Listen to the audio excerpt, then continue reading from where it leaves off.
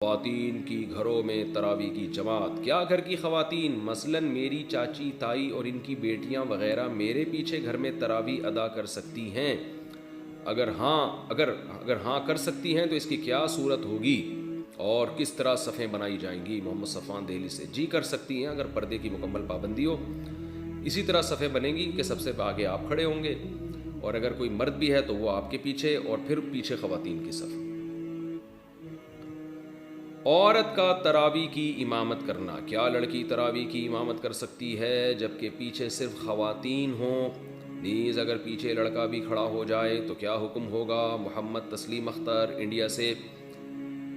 تراویح میں خاتون کو امام بننا خواتین کا یہ مکروہ ہے، ناپسندیدہ ہے۔ پورے دور نبوت میں ایک واقعہ ہمیں اس کا ملتا ہے کہ امی عائشہ نے خواتین کو نماز پڑھائی تھی، بیچ میں کھڑے ہو کر، آگے نہیں کھڑی ہوئی تھی وہ۔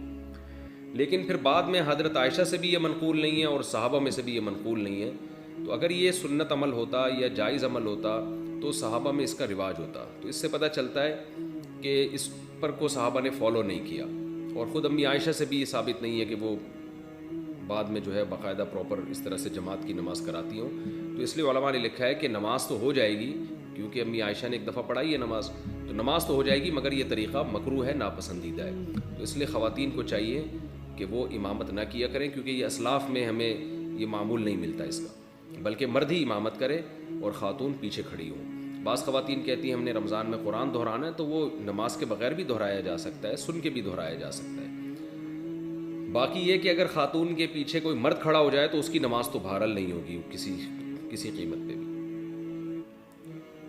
زکوٰۃ کن چیزوں پر فرض ہے؟ زکوٰۃ کن کن چیزوں پر ہوتی ہے؟ کیا صرف کیش پر ہوتی ہے یا گاڑی وغیرہ جو استعمال میں ہو اس پر بھی زکوٰۃ ہوتی ہے؟ ریحانہ صاحبہ کوئٹہ سے۔ زکوٰۃ 4 چیزوں پر ہوتی ہے، اس کو یاد کر لیں۔ کیش اماؤنٹ جو آپ کے پاس ہے اس پر بہرحال آپ نے زکوٰۃ دینی ہے، تھوڑا ہو یا زیادہ ہو۔ سونا اگر آپ کے پاس ہے اس پر بہرحال آپ نے زکوٰۃ دینی ہے، بشرطے کہ 52.5 تولہ چاندی کے برابر ہو اور سونے کے ساتھ بقیہ 3 چیزوں میں سے بھی کچھ ہو۔ یعنی خالص اگر سونا آپ کے پاس ہے اور پیسے بالکل بھی نہیں ہیں، چاندی بالکل بھی نہیں ہے، تجارتی مال بالکل بھی نہیں ہے، صرف سونا ہی سونا ہے، تو پھر 7.5 تولے سونے سے کم پہ زکوٰۃ ہوتی نہیں ہے۔ لیکن عام طور پر ایسا ہوتا نہیں ہے، جب بھی کسی کے پاس سونا ہوتا ہے تو کچھ نہ کچھ کیش اماؤنٹ تو ہوتا ہی ہے۔ تو اس لیے پھر ایسی صورت میں سونا نہیں دیکھا جائے گا، بلکہ یہ دیکھا جائے، سونا اصل نہیں دیکھا جائے گا، بلکہ سونے کی ویلیو دیکھی جائے گی کہ 52.5 تولے چاندی کے برابر سونا ہے یا نہیں ہے، اور وہ آدھا تولہ سونا بھی آج کل 52.5 تولے چاندی کے برابر ہو جاتا ہے۔ تو اس لیے دوبارہ بتا دیتا ہوں، 4 چیزیں دیکھنی ہے: سونا، چاندی، کیش اماؤنٹ اور سامان تجارت۔ تجارتی سامان کہتے ہیں وہ سامان جو آپ نے بیچنے کے لیے خریدا ہو اور اب تک بیچنے کی نیت آپ کی باقی ہو، یعنی جس دن زکوٰۃ نکال دی ہے نا، جو زکوٰۃ کے واجب ہونے کی تاریخ ہے آپ کی، اس دن بھی آپ کی بیچنے ہی کی نیت برقرار ہو، درمیان میں یہ نیت تبدیل نہ ہوئی ہو، تو ایسی چیزوں کو سامان تجارت کہا جاتا ہے۔ کوئی پلاٹ آپ نے خریدا بیچنے کے لیے، کوئی مکان آپ نے خریدا بیچنے کے لیے، جو دکان میں آپ نے سامان ڈالا ہوتا ہے سارا بیچنے کے لیے ڈالا ہوتا ہے، لہذا جتنے دکان میں اثاثے پڑے سب پہ زکوٰۃ واجب ہوتی ہے۔ تو جو بھی چیز بیچنے کے لیے خریدی ہے وہ سامان تجارت میں داخل ہے۔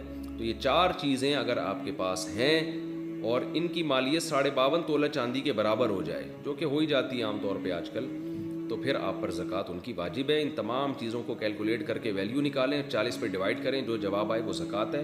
فوراً دے دیں، 2-4 دن بعد دے دیں، فقیر کا انتظار کریں تو کہ جب کوئی مستحق ملے گا اس وقت دے دیں، لیکن حساب اسی دن کا کرنا ہے آپ نے۔